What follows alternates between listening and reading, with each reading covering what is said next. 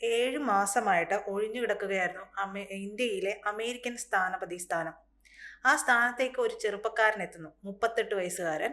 Sergio Gorr എന്നാണ് പേര്. അപ്പോൾ ഉലഞ്ഞു കിടക്കുന്ന ഇന്ത്യ അമേരിക്ക ബന്ധം അത് ഇണക്കി ചേർക്കാൻ വേണ്ടിയിട്ടാണോ ഈ ഗോർ ഇവിടെ എത്തുന്നത്, അതോ ട്രംപിന്റെ ചാരനായിട്ടാണോ? നമുക്ക് ചാരനായിട്ടെന്ന് ആണോ എന്ന് നമുക്ക് സംശയിക്കാനല്ലേ പറ്റത്തുള്ളൂ. അപ്പൊ ഒരു അംബാസിഡർ ഇവിടേക്ക് വരുന്നു, അയാൾക്ക് ചില പ്രത്യേകതകളുണ്ട്. ട്രംപിന് ഏറ്റവും വേണ്ടപ്പെട്ടവനാകുന്നു, ഈ പറയുന്നത് പോലെ വളരെ ചെറുപ്പക്കാരനാകുന്നു, അമേരിക്കയ്ക്കകത്ത് വലിയ പ്രതീക്ഷയുള്ള അത്തരത്തിൽ ഉള്ള ഒരാൾ, അല്ലെങ്കിൽ അത്തരത്തിലുള്ള ഉദ്യോഗസ്ഥനാണ്. പ്രതീക്ഷ എന്ന് പറയുമ്പോൾ എങ്ങനെയാണ്, ഒരാളെ ഒരു സ്ഥലത്തേക്ക് ഒരു ഉദ്ദേശം വെച്ച് പറഞ്ഞു വിട്ടാൽ ആ ഉദ്ദേശം ആ പറഞ്ഞു വിടുന്ന ആള് ഉദ്ദേശിക്കുന്നതിനപ്പുറം സാധിച്ചെടുത്തുകൊണ്ട് വരുന്ന ആളെന്നാണ് ഇപ്പൊ നമുക്ക് കൊള്ളാം അവനെ വിട്ട കാര്യങ്ങൾ നടത്തി വരും. നമ്മൾ ഉദ്ദേശിക്കുന്ന ഒരു കാര്യം ഉണ്ട്, അതിനപ്പുറം കാര്യം സാധിച്ചുകൊണ്ട് വരുന്നതിനെ മിടുക്കൻ അജിത് ഡോവലൊക്കെ എടുത്ത് പോയാലും ഒരു കാര്യം നടത്തിക്കൊണ്ട് വരുന്നത് നമ്മളൊരു കാര്യത്തിന് വിടും, അയാൾ 9 കാര്യം കറക്റ്റ് ചെയ്തുകൊണ്ട് വരും. അതുപോലെ നമ്മുടെ ചില ഭരണാധികാരികൾക്കെല്ലാം പ്രത്യേകത ഉണ്ട്. നരേന്ദ്രമോദി പിന്നെ നമുക്ക് പറയേണ്ട കാര്യമില്ല, ഞാൻ ഉദാഹരണം പറഞ്ഞത്. അപ്പൊ ഈ പറയുന്ന സെർജിയോ ഗോർ അദ്ദേഹം ഇവിടെ വരുന്നു. അതിനുശേഷം അമേരിക്ക ഇപ്പൊ നമ്മൾക്കറിയാമല്ലോ, അമേരിക്ക ഇന്ത്യ തമ്മിൽ ശരിക്കും പറഞ്ഞാൽ ബന്ധം വഷളായി നിൽക്കുന്ന ഒരവസ്ഥയുണ്ട്. എന്താണെന്ന് ചോദിച്ചാൽ താരിഫിന്റെ വിഷയം, ഇന്ത്യയുടെ അല്ലെങ്കിൽ ഇന്ത്യക്കകത്തെ വ്യാപാര കരാറിന്റെ വിഷയം.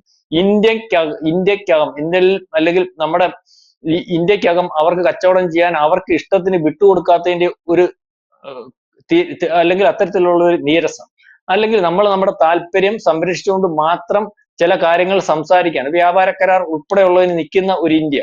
താരിഫിന്റെ കാര്യത്തിൽ 25, അതിനുശേഷം റഷ്യ എന്ന് പറയുന്ന രാജ്യമായിട്ടുള്ള ബന്ധത്തിന്റെ പേര് പറഞ്ഞ് 25 കൂടെ കൂട്ടി അത് 50-ൽ നിന്ന് യാതൊരു കർക്കശവും മാറ്റത്തില്ലെന്ന് പറയുമ്പോൾ, അതിനുശേഷം വലിയൊരു ഉപരോധം ഇന്ത്യയിൽ ഏർപ്പെടുത്തുമെന്ന് പറയുമ്പോൾ, ഈ പറയുന്ന സമയത്ത് ഒരു വട്ടം പോലും ഈ പറയുന്ന കാര്യങ്ങൾ ഒന്ന് ശരിയാക്കി തരണം എന്ന് പറഞ്ഞുകൊണ്ട് ഇന്ത്യയുടെ പ്രധാനമന്ത്രി നമ്മൾക്കറിവുള്ളത് പോലെ അമേരിക്കയെ വിളിച്ചിട്ടില്ല, ട്രംപിനെ വിളിച്ചിട്ടില്ല. നമ്മൾ അതിന് മറുമരുന്ന് കാണുന്നു, അല്ലെങ്കിൽ ആ ഒരു വർത്തമാനത്തിന് ശേഷം അത് നമ്മൾ പറയുന്നു, നമ്മൾക്ക് അതൃപ്തി ഉണ്ടാക്കുന്നു, അത് പുനർപരിശോധിക്കണം. അത് ഒരു രാജ്യങ്ങൾ തമ്മിൽ നയതന്ത്രമായിട്ട് സംസാരിക്കുന്ന ഒറ്റ കാര്യമാണ്. അതിനുശേഷം നമ്മൾ നമ്മുടെ രാജ്യത്തോട് സംസാരിക്കുന്നു, നമ്മുടെ രാജ്യത്തോട് എന്ന് പറഞ്ഞാൽ നമ്മളല്ല, നമ്മുടെ പ്രധാനമന്ത്രി വേണ്ടപ്പെട്ടവർ നമ്മുടെ രാജ്യത്തോട് സംസാരിക്കുന്നു. നമ്മൾ നമ്മുടെ രാജ്യത്തെ വേറൊരു രാജ്യത്തിന് തീറെഴുതി കൊടുക്കുന്ന ഒരു അവസ്ഥയില്ല. അത്തരത്തിൽ രാജ്യത്തിന് ദ്രോഹം വരുന്ന ഒരു അവസ്ഥ ഉള്ള ഒരു രീതി വന്നാൽ അമേരിക്ക ആണെങ്കിലും ആരെയായാലും അംഗീകരിച്ചു പോകുന്ന ഒരു അവസ്ഥയില്ല. അതിനുശേഷം റഷ്യയുമായിട്ട് ബന്ധം ഉണ്ടാക്കുന്നു, വേറെ ചില വ്യാപാര കരാറുകൾ യൂറോപ്യൻ കൺട്രീസും യുറേഷ്യൻ കൺട്രികളുമായിട്ടും ഒക്കെ ഉണ്ടാക്കുന്നു, അല്ലെങ്കിൽ ചില വ്യാപാര ഇടനാഴികൾ റഷ്യയുടെ കെയറോഫിൽ തുറക്കാൻ സാധിക്കുന്നു. ഈ പറയുന്നത് പോലെ നമ്മൾ ഈ ചൈനയുമായിട്ടുള്ള ബന്ധം ഒരുപക്ഷെ RIC റഷ്യ ഇടപെട്ട് അത് സുതാര്യമാക്കുന്നതിന് നിൽക്കുന്നു, അവരുമായിട്ടുള്ള വ്യാപാരങ്ങൾ നടത്തുന്നതിനും അല്ലെങ്കിൽ അവരുടെ ചില കമ്പനികൾക്ക് നിബന്ധനയോടുകൂടി ഇന്ത്യയിൽ കച്ചവടം നടത്തുന്നതിനും അല്ലെങ്കിൽ ബിസിനസ് നടത്തുന്നതിനും വേണ്ടി തയ്യാറാവുന്നു. ആ സമയത്ത് നമ്മൾ അവരുടെ ശത്രു രാജ്യത്തുമായിട്ടുള്ള ബന്ധം പുനഃസ്ഥാപിച്ചു. കാരണം നമ്മളുടെ നിലപാടുകൾ, ഏറ്റവും നിലപാടുള്ള രാജ്യം, ആ നിലപാടിനകത്ത് വെള്ളം ചേർത്ത് ഒരു രാജ്യത്തോടും കൂട്ടുപിടിച്ചു പോകുന്ന ഒരു അവസ്ഥ ഇല്ലെന്ന് ലോകത്തെ അറിയിച്ചുകൊണ്ട് പോകുന്ന ഏറ്റവും ബലിഷ്ഠമായ രാജ്യം, ആ സമയത്ത് തന്നെ ആ നിലപാടുകൾ അങ്ങനെ ഇരിക്കട്ടെ, ഞങ്ങളെ കൂടെ കൂട്ടണമെന്ന് പറയുന്ന രാജ്യങ്ങളുടെ കൂട്ടത്തിൽ ചൈന ഉൾപ്പെടുന്നു, മറ്റ് പല യൂറോപ്യൻ രാജ്യങ്ങൾ ഉൾപ്പെടുന്നു, നാറ്റോ രാജ്യങ്ങൾ ഈ വിഷയത്തിനകത്ത് ഒരുപക്ഷെ ട്രംപ് എടുക്കുന്ന നിലപാടിനപ്പുറം നമ്മളുമായിട്ട് കരാറുകൾ ഉണ്ടാക്കുന്നു. നമുക്കറിയാമല്ലോ, ഈ പറഞ്ഞ ബ്രിട്ടീഷുകാരൻ നമ്മളുമായിട്ട് കരാർ 30 കൊല്ലത്തിന് കഴിയുമ്പോൾ കരാർ ഉണ്ടാക്കി. എന്ത് കരാർ? സ്വതന്ത്ര വ്യാപാര കരാർ. ഗ്രീസ് നമുക്ക് അനുകൂലമായിട്ട് നിൽക്കുന്നു, നാറ്റോ രാജ്യമോ. ഫ്രാൻസ് കഴിഞ്ഞ ദിവസം പറയുന്നു, ഈ വൺ മാൻ ഷോ അല്ലെങ്കിൽ ഒരു രാജ്യത്തെ അംഗീകരിച്ചുകൊണ്ട് പോകുന്ന ഒരു വ്യവസ്ഥയൊന്നുമില്ല, അടുത്ത കൊല്ലം G7 ഞാനത് ആ ചർച്ച ചെയ്യുന്നതിന് വേണ്ടി ഇപ്പോഴേ തയ്യാറാകുന്നു. ഇന്ത്യയുടെ അല്ലെങ്കിൽ പല രാജ്യ സമ്പ്രദായത്തിലേക്ക്, അല്ലെങ്കിൽ പല രാജ്യങ്ങൾ, ഓരോ രാജ്യത്തിനും ആ രാജ്യത്തിൻ്റെതായിട്ട് ഐഡന്റിറ്റിയും ശക്തിയും അവന് തീരുമാനമെടുക്കാനും പറ്റുന്ന ഒരു അവസ്ഥയിലേക്കുള്ള ഒരു ആഗോള സംവിധാനത്തിനകത്ത് ഇന്ത്യ ബ്രിക്സിനകത്ത് അടുത്ത പ്രാവശ്യം ഇവിടെ അധ്യക്ഷനാവുമ്പോൾ ബ്രിക്സിനകത്ത് ആ തീരുമാനം ഉണ്ടാവും. ഞാൻ G7 ആ തീരുമാനത്തിൽ വരുന്നു. ആരാ അപ്പം? ഫ്രാൻസ് ആരുടെ കൂടെ? ഫ്രാൻസ് ഏതാ? യൂറോപ്യൻ കൺട്രി അല്ലേ? അല്ലെങ്കിൽ ഈ പറയുന്നവരുടെ കൂടെ നിൽക്കുന്നുണ്ട്. ഫ്രാൻസ് പിന്നെ നമുക്ക് നിലപാടുമായിട്ട് നമ്മുടെ രാജ്യമായിട്ട് പലവട്ടം നമുക്ക് പ്രശ്നം വന്നപ്പോഴൊക്കെ നിലപാടെടുത്ത് അതിനകത്ത് നിലപാടെടുക്കാൻ കപ്പാസിറ്റി കുറച്ചെങ്കിലും കാണിച്ചിട്ടുള്ള ഭരണാധികാരിയൊക്കെ മാത്രം. അപ്പൊ ഞാൻ പറഞ്ഞു വന്നത്, ഈ സമയത്ത് നമ്മളെ പലവട്ടം വരട്ടിയിട്ടും പലവട്ടം അല്ലെങ്കിൽ ഉലയ്ക്കാൻ നോക്കിയിട്ടും ഉലയാതെ നിൽക്കുന്ന, അവർ പറഞ്ഞതൊക്കെ അംഗീകരിക്കാതെ നിൽക്കുന്ന, എണ്ണ മേടിക്കണമെന്ന് പറഞ്ഞിടത്ത് 2 ബാരലൂടെ കൂടുതൽ മേടിക്കാൻ നിൽക്കുന്ന, അവരുമായിട്ട് കൂടുതൽ കരാറുകൾ ഏർപ്പെടുത്താൻ നിൽക്കുന്ന ഒരു ഇന്ത്യയെ പിണക്കി മുന്നോട്ട് പോയാൽ നാളെ കാലത്തെ ഇപ്പൊ അമേരിക്കയ്ക്കകത്ത് സംഭവിച്ചുകൊണ്ടിരിക്കുന്ന പ്രശ്നം വിലക്കയറ്റം, നമുക്ക് തിട്ടൂരം അല്ലെങ്കിൽ താരിഫ് ഏർപ്പെടുത്തിയതിനകത്ത് അമേരിക്കയ്ക്ക് അകത്ത് വരുന്ന പ്രശ്നം, അല്ലെങ്കിൽ അമേരിക്ക ഈ പറഞ്ഞതുപോലെ നമ്മൾക്ക് താരിഫ് കൂട്ടിയതിന് ശേഷം ചൈനയ്ക്ക് ഒരു താരിഫ് കൊടുത്ത് ചൈനയെ അല്ലെങ്കിൽ ഒന്ന് പ്രൊമോട്ട് ചെയ്ത് ആ ശത്രുത വർദ്ധിപ്പിക്കാൻ, അല്ലെങ്കിൽ അമേരിക്കയുമായിട്ടുള്ള നയതന്ത്രം ഊട്ടി ഉറപ്പിക്കാൻ ശ്രമിച്ചപ്പോൾ ഇന്ന് വരുന്ന റിപ്പോർട്ട് അനുസരിച്ച് ചൈന പറഞ്ഞിരിക്കുന്നു, നിന്റെ ചിപ്പി ഞങ്ങൾക്ക് വേണ്ട, അമേരിക്ക വേണ്ട, നീ അതിനകത്തൂടെ ഇവിടുത്തെ ചാരപ്രവർത്തിക്ക് ഉപയോഗിക്കുന്നു എന്ന് ഞങ്ങൾക്ക് ബോധ്യപ്പെട്ടിട്ടുണ്ട്, അത് അവിടെ നിർത്തിയല്ലോ. രണ്ടാമത്, റെയർ മെറ്റീരിയൽസ് കൊടുക്കുന്ന കാര്യത്തിൽ ഇനിയും തീരുമാനം ഉണ്ടാകുന്നില്ല.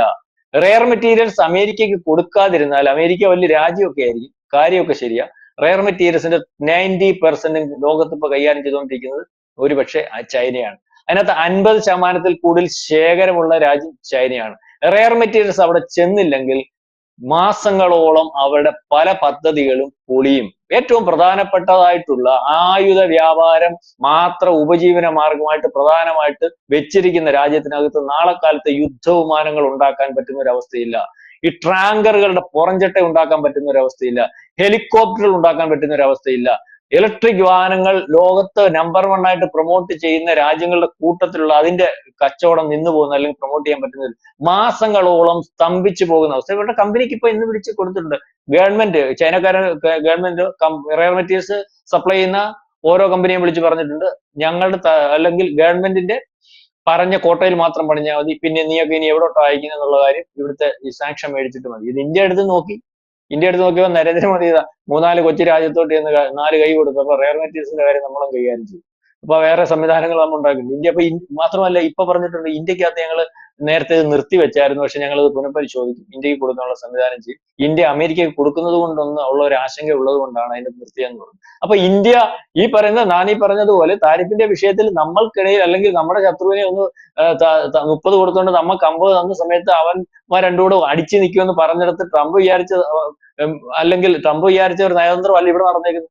ഇപ്പൊ ട്രംപ് ഇപ്പം നമ്മൾ പറഞ്ഞു വന്നത്, ഇദ്ദേഹത്തെ വിട്ടിരിക്കുന്നത് ഒരുപക്ഷെ ഏഷ്യയിലെ മൊത്തം, അല്ലെങ്കിൽ സൗത്ത് ഏഷ്യ, അല്ലെങ്കിൽ പറയുന്ന സെൻട്രൽ ഏഷ്യയിലൊക്കെ ഇദ്ദേഹത്തിന് ചാർജ് ഉണ്ട്. പക്ഷെ ഈ ന്യൂഡൽഹിയിലാണ് ഇദ്ദേഹം താമസിക്കാൻ ഉദ്ദേശിക്കുന്നത്. പ്രധാനമായിട്ട് ഇവിടെ നിന്നുകൊണ്ട് ബാക്കിയുള്ളവരെ കാണാവുന്ന കുഴപ്പമില്ല, ഇന്ത്യക്കകത്ത് നിന്നുകൊണ്ട് ഇന്ത്യ പ്രധാനമായിട്ട് ലക്ഷ്യം, ഇന്ത്യക്കകത്താണ് താമസിക്കും. അപ്പൊ ആ രീതിയിൽ ഇന്ത്യക്കകത്ത് ഒരു നയതന്ത്രം ഉണ്ടാക്കുക, ഒരുപക്ഷെ ബന്ധം ഈ പറഞ്ഞ പോലെ അങ്ങ് പറഞ്ഞുപോയി, ഇയാൾ വലിയ രാജാവാന്നൊക്കെ പറഞ്ഞുപോയി, കാര്യം പറഞ്ഞുപോയി, നമ്മൾ പറഞ്ഞ് ഇതിന്റെ പാട്ട് കൂടാന്നുള്ള രീതിയിൽ നിൽക്കുക.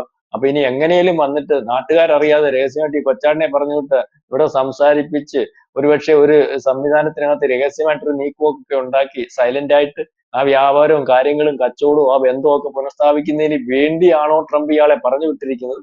അല്ലെങ്കിൽ വേണമെങ്കിൽ ഇയാൾ ഇവിടെ ഇവിടുത്തെ കാര്യങ്ങളൊക്കെ മനസ്സിലാക്കി അങ്ങോട്ട് റിപ്പോർട്ട് കൊടുക്കുന്നതിന് വേണ്ടിയാണോ എന്നുള്ളതിനെ പറ്റി നമുക്കറിയത്തില്ല. അതിപ്പം നമുക്ക് അതിന്റെ കാര്യങ്ങൾ, ഒരാൾ ഇവിടെ വരുന്നത് എന്തിനാണെന്നും, അല്ലെങ്കിൽ ഇവിടെ ആരൊക്കെ വരുന്നെന്നും, അവിടെ ആരൊക്കെ നമ്മളെ ഊങ്ങി നിൽക്കുന്നതെന്നും ഒക്കെ വളരെ കൃത്യമായിട്ട് മനസ്സിലാക്കാൻ പറ്റുന്ന രാജ്യം. അത് അങ്ങനെ തന്നെ മനസ്സിലാക്കി മുന്നോട്ട് പോയാൽ മതിയെന്ന് ആഗ്രഹിക്കുന്ന ഭരണാധികാരികളും ഒക്കെ ഉള്ള രാജ്യം. അപ്പൊ ഇതിനകത്ത് ഇയാൾ വരുന്നത് നല്ലതിന് വേണ്ടിയാണ്, ബന്ധം പുനഃസ്ഥാപിക്കുന്നതിന് വേണ്ടിയാണെന്നുള്ള രീതിയിലുള്ള ഒരു സംസ്ഥാനം അവിടുത്തെ വിദേശകാര്യ മന്ത്രിക്ക് തുല്യനായിട്ടുള്ള മാർക്കോ റൂബിയോ പറഞ്ഞിട്ടുണ്ട്, നമ്മളുടെ ബന്ധത്തിനകത്ത് ചില ഉലച്ചിൽ സംഭവിച്ചു. അതൊരു പക്ഷേ ഇദ്ദേഹം വന്നതിന് ശേഷം ഞങ്ങൾ ഏറ്റവും താല്പര്യപ്പെടുന്ന ഒരു ആളാണ്. ആ ബന്ധത്തിനകത്ത് ഉലച്ചിൽ ശരിക്കും ഉണ്ടായ ഉലച്ചിലല്ല, ചില സാങ്കേതികമായിട്ട് ഉണ്ടായതാണെന്ന് ഇന്ത്യയെ പറഞ്ഞ് ബോധ്യപ്പെടുത്തി ഇന്ത്യയെ പഴയ രീതിയിലേക്ക് കൊണ്ടുവരാൻ പ്രാപ്തനായിട്ടുള്ള ആളാണ്. അതുകൊണ്ട് തന്നെയാണ് അദ്ദേഹത്തെ അവിടേക്ക് അയക്കുന്നത്. ആ പ്രതീക്ഷയിലാണ് അയക്കുന്നത്. ഇന്ത്യയും അല്ലെങ്കിൽ അമേരിക്കയും തമ്മിലുള്ള ബന്ധം പഴയതുപോലെ പോയേ മതിയാകത്തുള്ളൂ. അങ്ങനെ പോകുന്നതായിരിക്കും അമേരിക്കക്കാർക്കും അമേരിക്കയ്ക്കും ഇന്ത്യക്കും നല്ലതെന്നുള്ള രീതിയിൽ മാർക്കോ റൂബിയോ പറഞ്ഞിട്ട്, ഈ വർത്തമാനമൊക്കെ ആരുടെ ഭാഗത്തുനിന്ന് വരുന്നതാണെന്ന് അറിയാമല്ലോ. അപ്പം വേറെ ഒരാൾ വർത്തമാനം പറയുന്നതിന് പകരം ഇവര് വർത്തമാനം പറയുമ്പോൾ, അല്ലെങ്കിൽ അദ്ദേഹത്തിന് ട്രംപിന് ഇഷ്ടമില്ലാത്ത രീതിയിൽ വർത്തമാനം പറയാൻ സാഹചര്യം ഇല്ലാത്ത സ്ഥലത്ത് ഈ വർത്തമാനവും വരവും ഒക്കെ ഇന്ത്യയുടെ കീഴിൽ, അല്ലെങ്കിൽ ഈ ബന്ധം പുനഃസ്ഥാപിക്കുന്നതിന് വേണ്ടി തന്നെയാണ് നമ്മൾ വിചാരിക്കേണ്ടി വരും.